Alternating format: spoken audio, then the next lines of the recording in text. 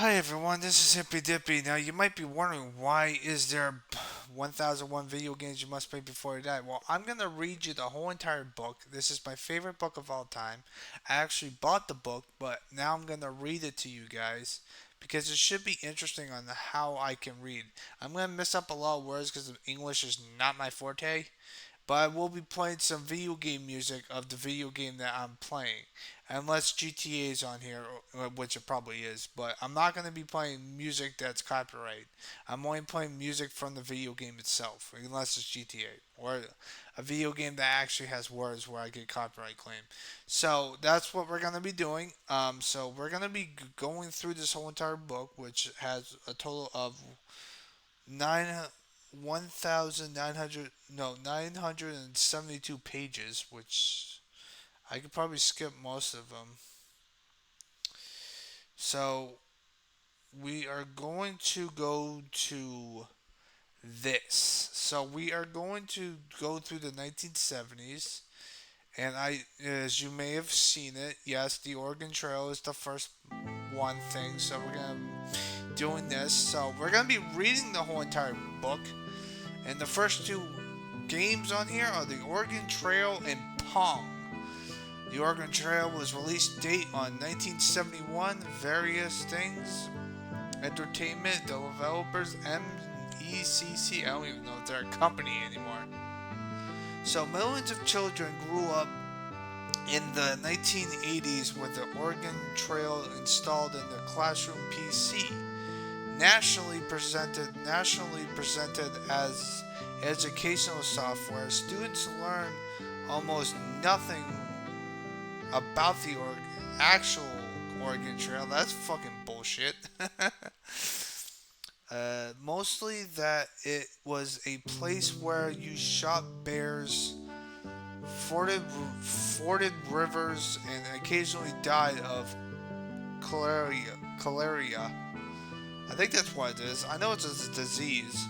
Yet for the generation, the Oregon Trail was a glorious Trojan horse that somehow made it okay to play computer games during school hours. Yes. I used to play when I was a kid too. It was still available. It's a solid turn-based strategy game in its own right too. Wow. So while it may have been a terrible history lesson, it did teach kids how to make a game plan and manage the balance of risk versus reward. Surely that was more important than some dusty old pioneers anyway. You begin in the city of Independence where you choose your lot in life: farmer, carpenter, or banker. Well, banker just sounds like you're gonna get your ass kicked. You're good with money, but you suck at everything else. The cashier, I think that might be a typo. The cashier jobs may have more cash available to them, but even as a banker, the game is punishingly difficult. The pioneer's life was no cakewalk after all. So yeah, that's true. They had a lot of diseases and no medication. Nowadays, we have medication for the simplest diseases back in the 1970s. Well, back in the 1940s. This game was made in the 1940s, I believe. So, let's see. But even as a banker, the game is personally difficult. The pioneer's life was no cakewalk. After all, so you have to manage resources carefully as your wagon loops towards the Oregon.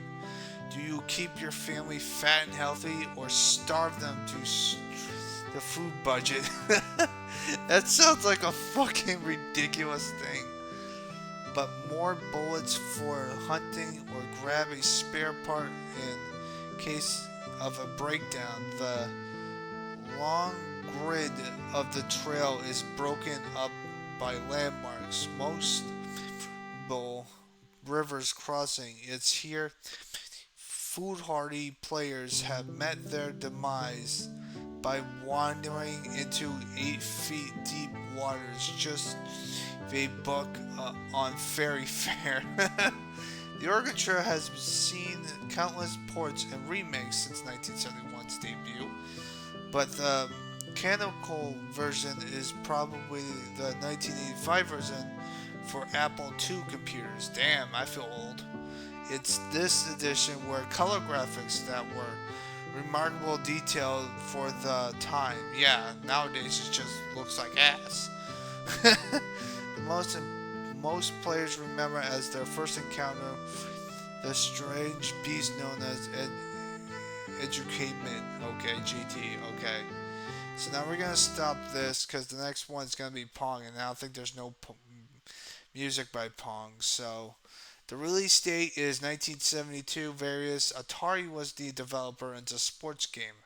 How the fuck is Pong sports? Well, it's technically table tennis. So according to legends, shortly after the first Pong prototype was installed at Andy Cape's Tavern in Sunnyvale, California, Atari received a phone call from the bar's owner who complained that Sheen had broken. The engineer who built the game, AI Elcorn, I think that's his name, drove the pub to take a look. He found that the hardware was working just fine. The problem was an unexpected one. Patrons had fed so many quarters into the coin slot that the machine could take no more. An industry has been born. Pong conquered bars and arcades and eventually living rooms too, with a dedicated home version, a game whose instructions can be summed up as one sentence: avoid missing ball for high score. It is easy for anybody to pick up and immediately understand. Players control one of two rectangular paddles along either side of the screen. Man, my freaking voice is gonna be shot by the end of this freaking parts, man. Trying to prevent the ball from through their escaping their sides of the playing field and sneak it past their opponent paddle on the other okay, of the other of the playing field paddle on the other. Okay, I'm making sure I'm reading it right. As a as an electronic version of table tennis, Pong is simple and intuitive. I think that's his words. Intuitive, I think it is. Its lineage as a pub game is obvious. Well, no shit. The rules are hardly different from of foosball. Pong also demonstrates a subtitle and important lesson: game design. How is it a good game? It's just playing table tennis on a fucking wall. It's fucking stupid. Still, applicants today, which is that the little matter depending on where the ball strikes. Though players can give it English changing angle of its tra- tragedy to keep opponents off balance. Pong's other unyielding accomplishments is its creation, incredible artificial intelligence. How the fuck? Oh yeah, because it can't be. Because when you play against a computer, you probably get your ass kicked. Though playing against a human opponent is preferable, Pong's control second player is a worthy substitute. Good without being great, it's capable both saves and boneheaded mistakes. You got that right. Unlike Andy Cup's customer, it's still top of its game at the last call. So, my thoughts on the Oregon Trail and Pong. I had played Pong a long time ago. I think Pong's a really good game. I just think that There's still more games out there that you can play that are more updated on Pong, but you don't see any more Pong ports anymore unless it's something ridiculous. And the Oregon Trail actually has like a zombie version of it now, which I thought was really interesting. I saw a couple people play it a couple times on a live stream once before. So the Oregon Trail is still going strong after like I don't know like almost like over 40 years. Like that's fucking nuts. I played the Oregon Trail at my special ed freaking what's it called, the special ed company. I forget which, but yeah. So those are the first two. I played the Oregon Trail with my teacher, Mrs. Alex, or it's called Miss Alex, and we played the Oregon Trail because the rest of the classroom had went on a field trip, and I went on the field trip before. So I got to do. I get to hang out with my teacher. So we just played the Oregon Trail because there was no class. So yeah, it was kind of fun. Although we didn't make it, I don't believe.